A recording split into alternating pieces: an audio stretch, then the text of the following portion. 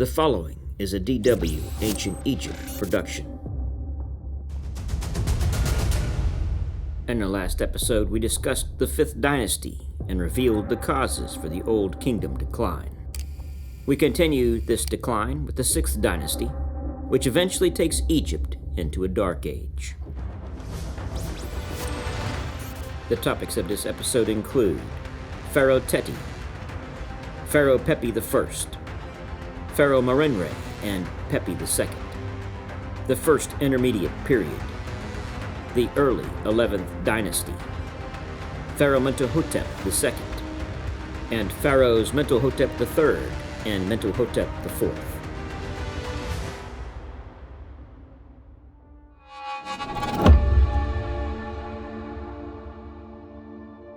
During King Teti's reign, from 2345 to 2333 BC, he traded with Byblos and Nubia and continued to build at Saqqara. It is unknown if trade expanded during the 6th Dynasty, or if they just left better preserved records than the previous rulers. What is known is that the mastabas of the nobility began to rival the pharaoh's pyramids. A good example is the 32-room mastaba of Teti's vizier and son-in-law, Mieroop. This is the largest mastaba tomb in Saqqara, which contains excellent wall reliefs of daily life. He even has the previously discussed hippopotamus hunt, which is the highlight of the artwork. This apparent increase in nobility wealth will eventually spark the total collapse of the Old Kingdom. Excavations of Teti's pyramid complex have revealed a satellite pyramid, 2 pyramids of queens, accompanied by cult structures, and a funerary temple. The orientation of the pyramid is not aligned with the 4 cardinal points. However, the proportions and plan of the pyramid follow exactly the same pattern as that of the pyramid of Djekare. Teti's pyramid had a height of about 172 feet, but now all that remains is mostly rubble. Like other pyramids of the time, it consisted of a step pyramid-style core faced with white limestone that gave it the appearance of a smooth-sided pyramid. Also, like many pyramids of the time, the facing stones were plundered, leaving the core to break down due to exposure. Like that of Pharaoh Unas, the walls of the antechamber and burial chamber were inscribed with pyramid texts. The vaulted ceiling was also a painted canopy of stars. The basalt sarcophagus was left intact, and there were fragments of what may have been his mummy recovered inside. The pyramid was opened by Gaston Maspero in 1882. Little remains of Teti's mortuary temple, although there is enough to tell that there were a few differences from that of Unas, whose designs he otherwise closely followed. For one, Teti favored the plain square pillars common to pyramid complexes dating from the 4th Dynasty, rather than the more modern round pillars. He also changed the approach of the causeway to the mortuary temple, so that rather than lining up with the center of the eastern wall of the pyramid, it angled away from the southeast. In another apparent nod to the traditions of the 4th Dynasty, Teti had queen's pyramids built for his wives within his pyramid complex. A valley temple, now lost, was probably destroyed in antiquity due to an Anubis temple constructed at the location later in the Old Kingdom. Manetho records that Teti is murdered by his bodyguard. The throne passes to a shadowy figure named Usukkare, who ruled Egypt as the 2nd pharaoh of the 6th Dynasty for 1 to 5 years. Usukkare's relation to his predecessor Teti and successor Pepi I is unknown, and his reign remains puzzling. He may have been a legitimate short-lived ruler or a regent who ruled during Teti's son Pepi I's childhood before his ascension to the throne. The tomb of Usukkare has not yet been identified, either because it was never finished or because Pepi I erased traces of his predecessor's rule. If the tomb was indeed started, Egyptologists assume that it should be located in South Saqqara. Teti's son Pepi I comes to the throne at a very young age and will rule for about 50 years.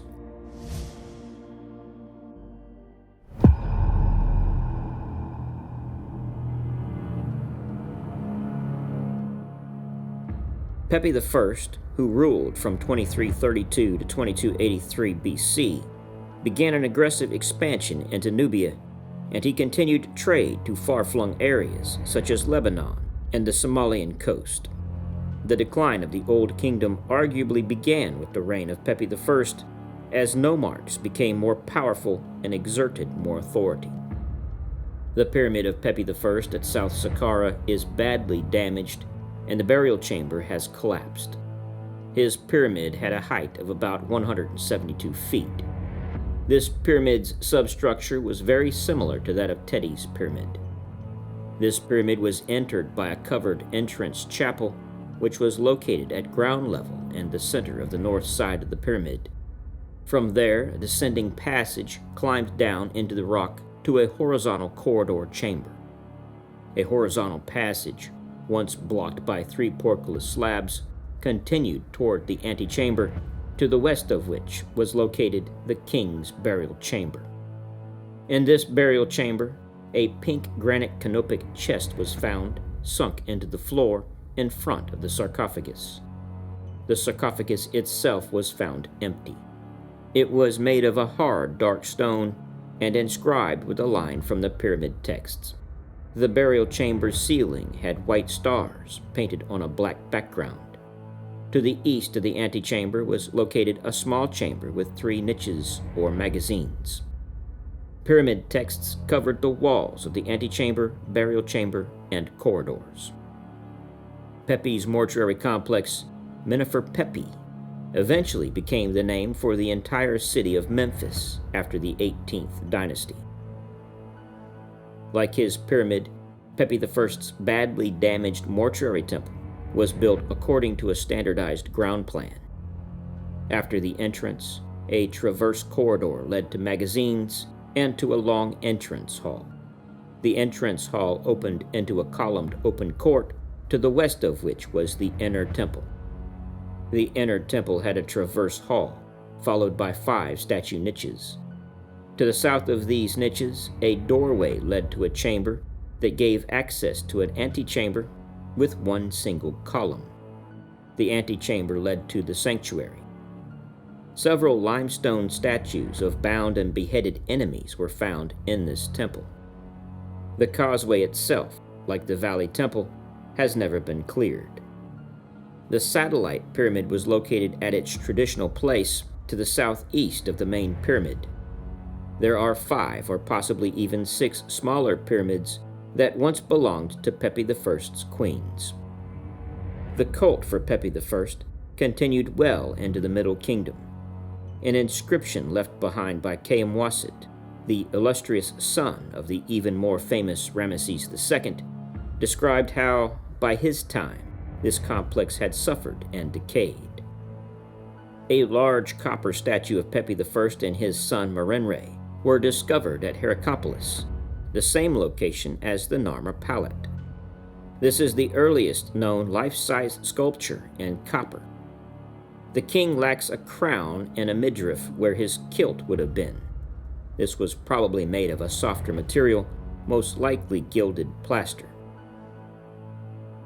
Another great statue was discovered with Pepi I kneeling while offering wine to a god. This green slate statue is beautifully crafted and is the earliest example of the genre of statuary that was to become extremely popular even into the late period. Pepi I also had a small alabaster statuette featuring the Horus falcon. This is similar to Khafre's Horus statue that we covered earlier, but instead of unfolding the king's head in protective wings, the bird stands aloof on the back of the throne. Starting in the 6th dynasty, rich Egyptians outside the capital began to have spells painted on the insides of their wooden coffins. The coffin texts were closely related to the pyramid texts in that they shared the same aims, but they were available to non-royals and they were written in Middle Egyptian dialect. Most of the coffin texts date to the 12th dynasty. About 1,200 spells have been fully documented. These spells are usually painted in vertical columns, and some have illustrations beside them. The aim of the coffin texts was to make it possible for the dead to enjoy eternity.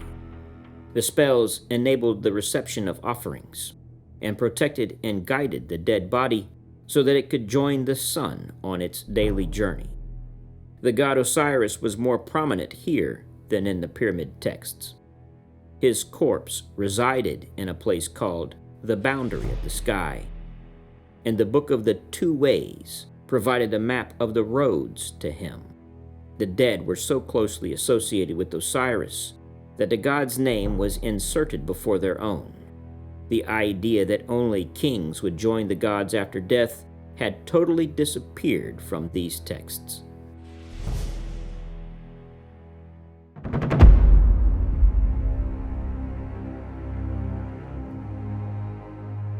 Pepi I was succeeded by his son Merenre in 2283 BC, but little is known of his reign.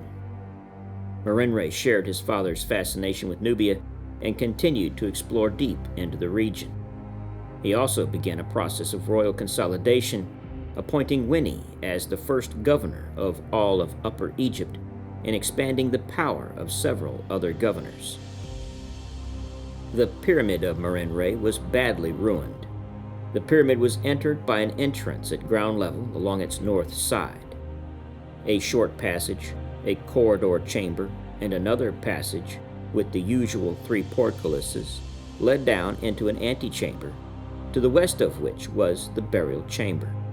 The burial chamber contained a black basalt sarcophagus, which was intact when it was discovered.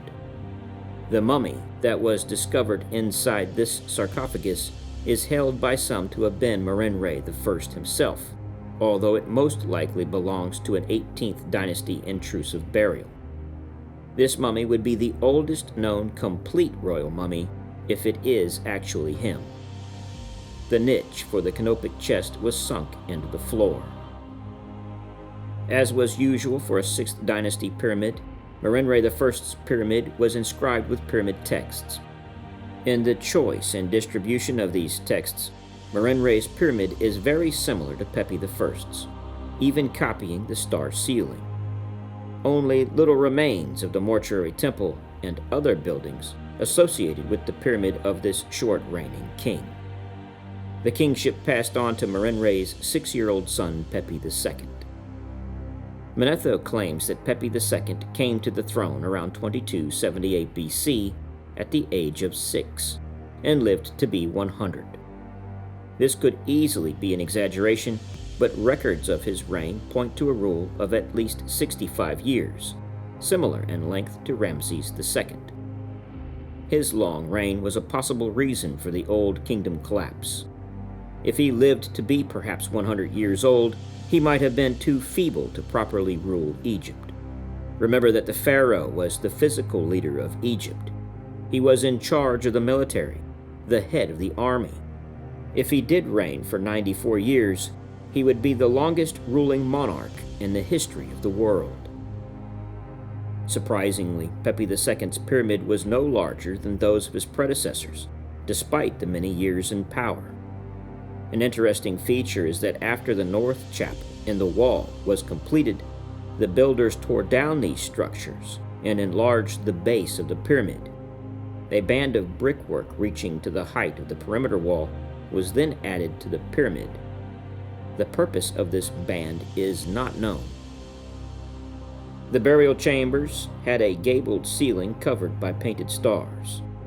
2 of the walls consisted of large granite slabs. The sarcophagus was made of black granite and inscribed with the king's name and titles. A canopic chest was sunk into the floor. The pyramid collapsed when the limestone casing was removed sometime in antiquity. The causeway was approximately 400 meters long and led to the valley temple that was on the shores of a lake, which is now long gone. The alabaster statuette of young Pepi II is his most famous portrait. It is unique in that it shows him at a much smaller scale than his mother.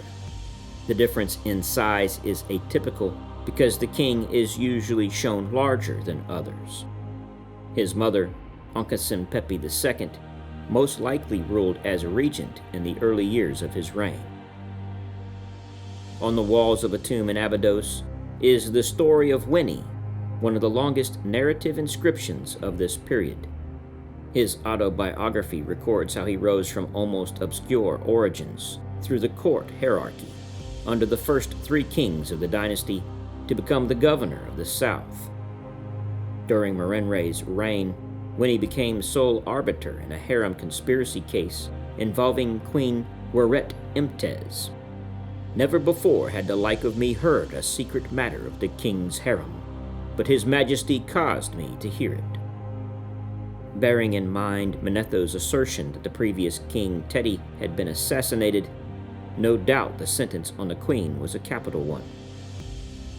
Another detailed autobiography of this time was discovered in the tomb of the noble and caravan leader Harkuf. The inscription details how Harkuf made 4 journeys into the dangerous lands south of Aswan to collect elephant tusks, ebony, incense, and other commodities. During the second year of Pepi II's reign, he captured a small pygmy while on the route to Darfur. He sent word ahead to the young pharaoh, who wrote back with specific instructions that the pygmy should be inspected 10 times a night as he slept to ensure no harm befell him. This expedition was evidently successful. The Egyptian state's ability to control zones east from the Nile seems to have waned, and mining expeditions to Sinai ended after Pepi II's reign. Military activity in Asia is last reported in the biography of Winnie the Elder from the early 6th dynasty, and the trade contacts with ports farther north seem to have ceased. While the names of many kings of the 4th dynasty to King Pepi II appear in Byblos, no later ones occur until the 12th dynasty. Yet Egypt's control over the western desert was strong in the late Old Kingdom and continued into the First Intermediate period. Egypt's military adventures, internally and abroad, required troops. Originally, the army had been made up of local men who fought as part of their duties to the state and, later on, to their local lords.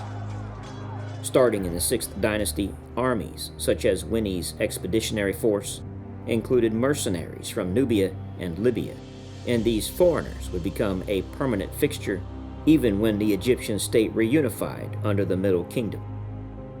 The Nubian soldiers seemed to have fully accepted Egyptian mortuary customs, but wanted to preserve their separate identity.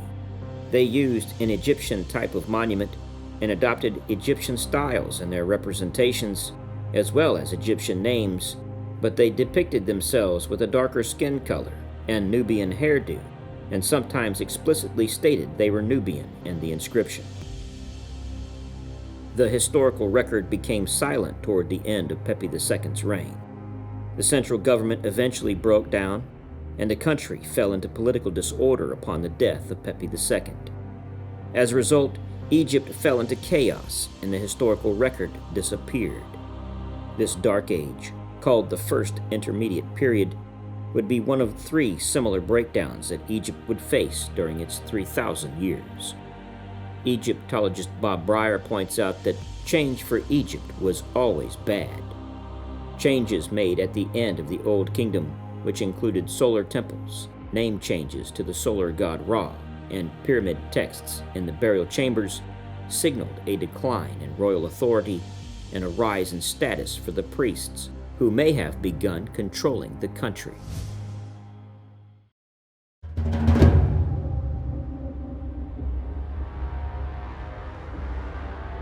The First Intermediate Period lasted 250 years, which is amazing to consider since it was a dark age that we know very little about. No list of pharaohs exists for this period. Manetho describes the 7th dynasty as 70 kings who ruled in 70 days. This was a poetic form of symbolizing a demise of the central government.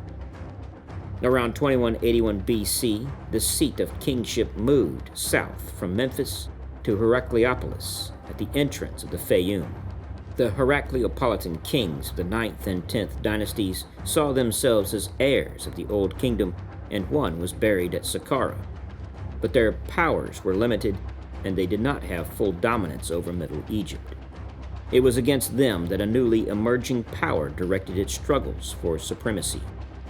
Excavations at Memphis are difficult because of the high water table and extensive cultivation, and thus it is a lost city.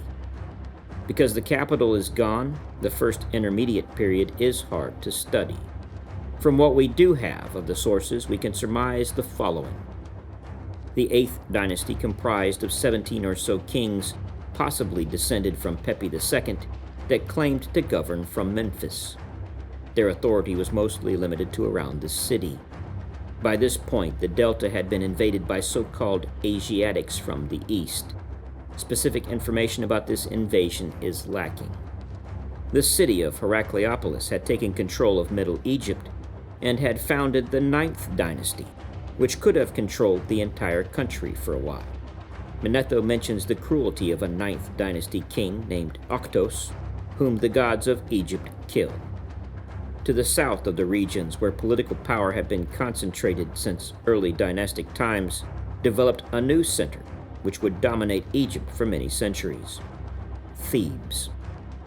The population of two previously minor towns on the east bank of the Nile merged under the leadership of an overseer of priests called Entef. Around 2134 BC, he started a rival dynasty to the one at Heracleopolis, which we now call the 11th dynasty. The basis for his power is unknown, but he had the ability to command the constructions of a huge Saf tomb across the river. Entef initiated a sequence of stable and lengthy rules that led to a pacification of the south. From this base, his successors started to push north, annexing territories the rulers of Heracleopolis claimed as their own. The Thebans restored the prestige of the king, officials acknowledged their dependence on him, and the king again was recognized as the sponsor of temple building throughout the territory. Already, the second king of the dynasty, Entef II, had taken the title of King of Upper and Lower Egypt, which did not mean that he controlled both the valley and the delta, but revealed his aspirations clearly. The records are still vague, but by this time Egypt was divided. The 10th dynasty from Heracleopolis ruling the north, while the new rival family established the 11th dynasty ruling the south from Thebes. This was a war-torn period of time. These two hostile powers continued to grow in strength, which resulted in frequent clashes along the border, mostly north of Abydos. There is a minor view into this period from a famous Middle Kingdom story called The Tale of the Eloquent Peasant. This peasant is robbed of his goods by a landowner while on his way to the market, and decides to take his case before the king. In the reign of his late majesty King Nebkare, the peasant presents his case to the king, who is entranced by the peasant's eloquent speech, making him present the case over and over again while he enjoys listening to him.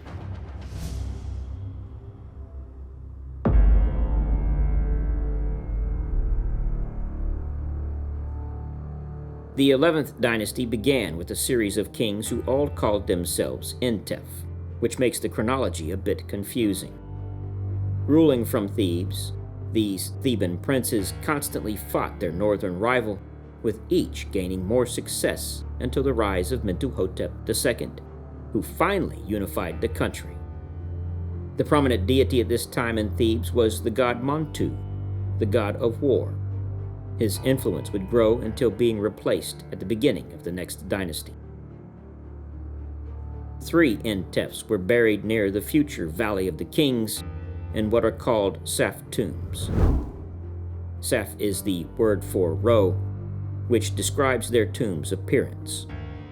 Their row of doorways were lined up high on the mountains to avoid tomb robbing, which was most likely prevalent during this intermediate period. Egyptian names are very important, and their meaning sometimes provides a look into history when the main sources are missing. Entef Sehertawi begins the dynasty. His name means makes peace in the two lands. Although he wrote his name in a cartouche, his power was still limited. Entef Wa'onk is the second Entef. Remember from episode 3 that Ankh means life.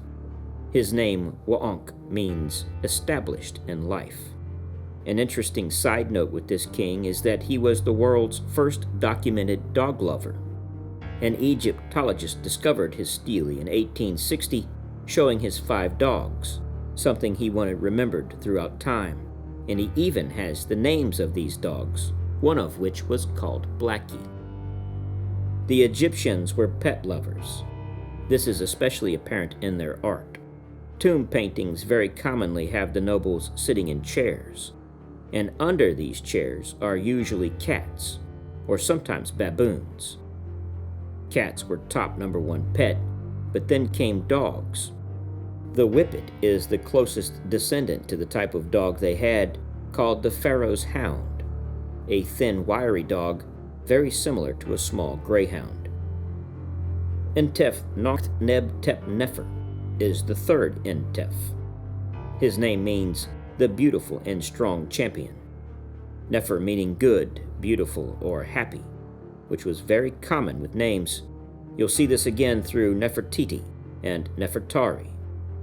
Noct means mighty or victorious. Neb is usually lord, and Tep is front or foremost. Noct Neb-Tep-Nefer, the beautiful and strong champion or lord. Unlike the other two Entefs, we know that he really did try to unify Egypt militarily. These Entefs were followed by the Mentuhoteps, also known as the Mentuhoteps. Montu was the god of war.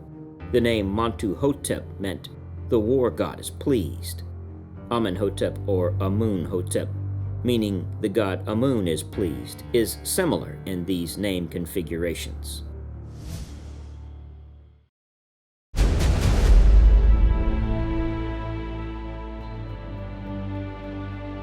With Mentuhotep II, the country is again united.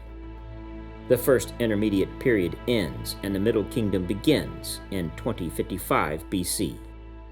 After unifying the country, Mentuhotep II spent the rest of his long life returning peace and prosperity to Egypt, which they had not experienced in over 200 years. South of his predecessor's Saf tombs, Mentuhotep constructed a large mortuary temple on the impressive Great Bay of Cliffs at Deir el-Bahari. The choice of this location was certainly related to the Theban origin of the 11th dynasty. Mentuhotep's predecessors on the Theban throne were all buried close by in Saf tombs. Furthermore, Mentuhotep may have chosen Deir el-Bahari because it was aligned with the Temple of Karnak on the other side of the Nile. In particular, the statue of Amun was brought annually to Deir el-Bahari during the beautiful festival of the valley, something which the king may have perceived as beneficial to his funerary cult. This temple tomb was innovative and consisted of a great stepped podium with square-cut pillars around it. At the rear of the base of the cliffs was a terrace with a hypostyle hall. The main entrance of this complex became a deep tunnel that led to a chamber beneath the temple, which held an impressive seated stone statue of the king. The mortuary temple of Mentuhotep II has been excavated many times. In the late 19th century, Swiss Egyptologist Edouard Navy found 3 princesses beneath the paving stones in the mortuary temple. These ladies of the harem of Mentuhotep were poorly mummified. One of these burials contained a young girl in a wooden coffin. In the Middle Kingdom, people were placed on their sides in these wooden coffins. 2 eyes were painted on the coffin. On their side, facing west, these eyes allowed them to see, so they knew where they were going during their journey to the afterlife. Often the insides of the coffins were inscribed with spells to help them get to the next world. You can tell the kingdom from the type of coffin. The Middle Kingdom coffins were all wooden boxes with simple bands of hieroglyphs. The New Kingdom developed the coffins that were shaped like a mummy, much like King Tut's coffins. The development of the coffin texts began with Pharaoh Unas when he began the pyramid texts, the spells written on the walls of the burial chamber that was continued throughout the 6th dynasty. A commoner would never have seen these spells because the pyramids were sealed, but during the first intermediate period, these pyramids were robbed.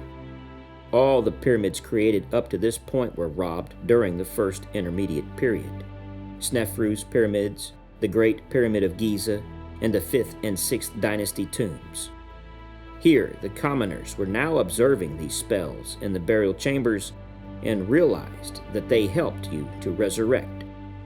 As a result, these were copied, and since they did not have pyramids themselves, the commoners began writing the spells into their own coffins.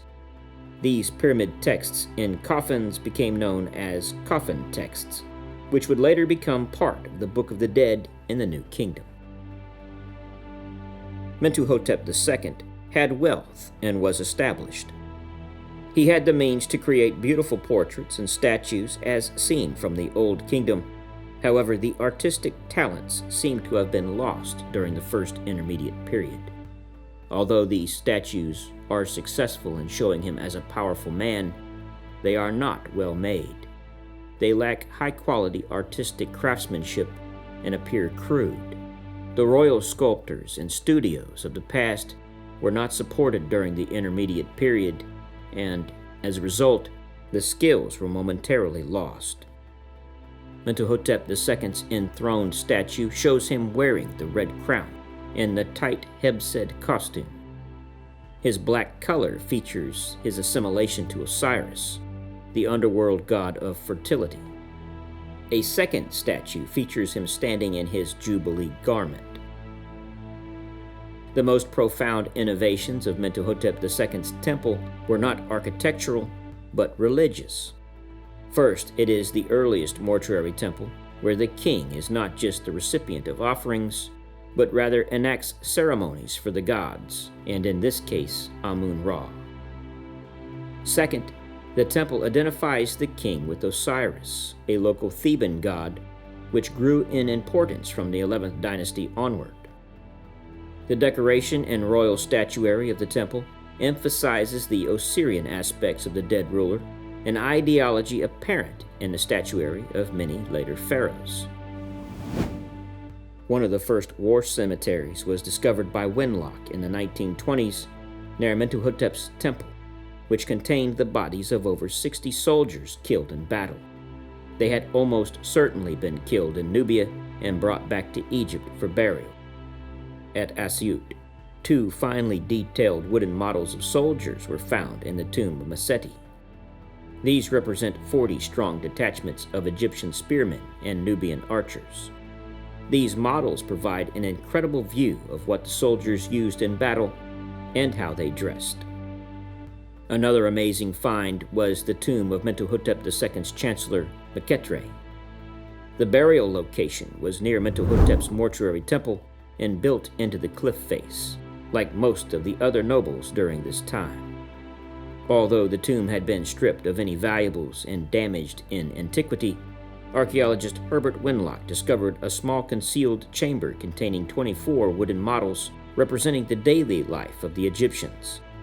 These models are some of the most valuable wooden artifacts to have ever been found, as wood is not common to survive in the humidity of the Egyptian region. The models provide significant detail about the raising and slaughtering of livestock, storage of grain, making of bread and beer, and design of boats in Middle Kingdom Egypt. The models are complete in every detail, and like the wooden models of soldiers, provide a snapshot into the lives of the Egyptians during this time.